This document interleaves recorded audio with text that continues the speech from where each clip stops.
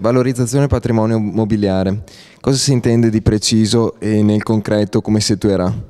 Ci sembra che i comuni siano in grandissima difficoltà a creare delle società che stiano in piedi tanto sotto il profilo del patto di stabilità quanto sotto il profilo di eventuali elusioni.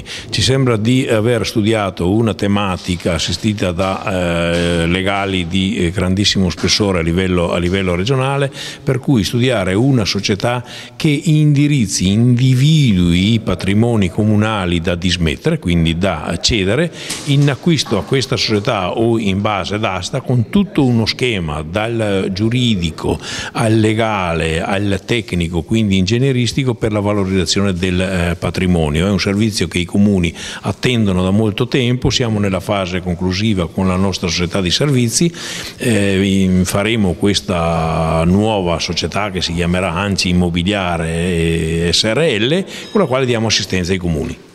Perfetto.